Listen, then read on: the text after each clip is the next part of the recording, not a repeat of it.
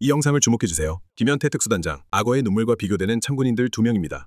애국자들이죠? 제 의견이 옳다면 구독과 좋아요 부탁드립니다. 00시 48분경에 국회를 향해 출발한 후속 부대에 대해서는 서강대교를 넘지 말고 기다려라 이렇게 지시를 했었습니까? 예, 넘지 말라고 했습니다. 그렇게 지시한 이유는 뭔가요? 상황이 이례적이었고 그 임무가 목적이 불분명하다고 저는 생각했습니다. 작전을 하게 되면 작전 목적이 분명하게 무엇을 위해서라는 목적이 분명해야 되는데 단편적 과업만을 주셨는데 그것이 평상시에 우리가 고민하거나 생각지 못한 그런 임무를 준 겁니다. 국회를 통제하는 문제도 그렇고 또 의원을 끌어내라는 문제를 과업도 그렇고 그것을 들었던 군인 누구도 그걸 정상적이라고 생각하지는 않았을 것으로 저는 생각합니다. 그렇기 때문에 저 또한 일단은 후속 부대에 대해서는 오지 않는 게 좋겠다라고 판단하고 그리고 좀 더 저에게는 고민이 필요했던 시간입니다. 증인은 그날 12월 4일 01시경에 국회에서 비상계엄 해제 요구안이 가결된 후에 현장에 있는 팀장이 전화로 특전사가 빠지고 있는 것 같다는 보고를 하자 곧바로 수방사령관에게 전화를 걸어 저희도 퇴출하겠다 이렇게 보고를 한 사실이 있습니까?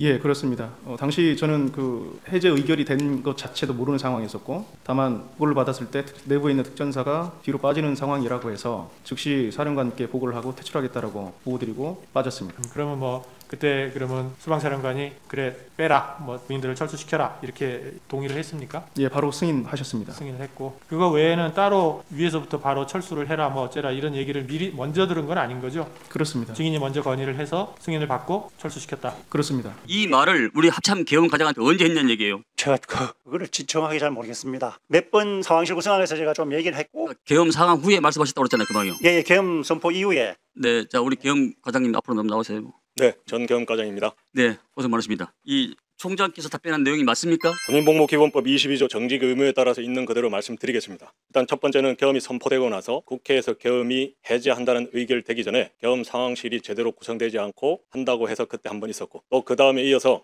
국방부 합참을 출입하는 기자들이 들어오지 못하고 있다라는 연락을 경호처로 연락이 갔고 경호처 상황실에서는 이것은 우리의 소관이 아니다. 이것은 계엄사로 문의를 해라 라고 하는 것을 어떤 여군이 와서 그것을 당시에 보고를 하고 제가 그걸 듣고는 합참에 대한 출입 여부에 대해서는 공보실 또는 보안 쪽에 확인을 해야 된다라고 얘기를 하니까 그때도 한번 그 동일한 말을 했었습니다. 그러면서 육군본부의 공보실장과 그 여군이 함께 나가서 그 상황을 조치해라 라고 했었고 세 번째는 01시 01분 그때는 저는 시간을 몰랐습니다. 국회의 계엄 해제 가결 그러니까 의결이 되고 나서 계엄 실무 편람을 펼쳐서 계엄법 11조에 지체 없이 계엄을 해제한다라는 문구를 당시에 앉아있던 정진팔 장군과 이재식 장군 사이에서 설명을 했을 때 그때 또 한 번 그런 말씀을 하셨습니다. 이상입니다. 그러니까 그 시점이 계엄 해제한 이후에 지금 말씀하셨다 그런 얘기 아니에요? 그 말은 계엄 해제가 가결된 그 이후에 그걸 얘기하니까 그렇게 그렇죠. 그러니까 지금까지 총장이 말씀한 내용하고 우리 계엄사령관이 말씀한 내용하고 전혀 상반되고 상이한 내용입니다. 죄송합니다. 저는 그렇게 사실은 방금 듣지는 않았습니다. 두 군인분들께 응원 댓글 부탁드립니다.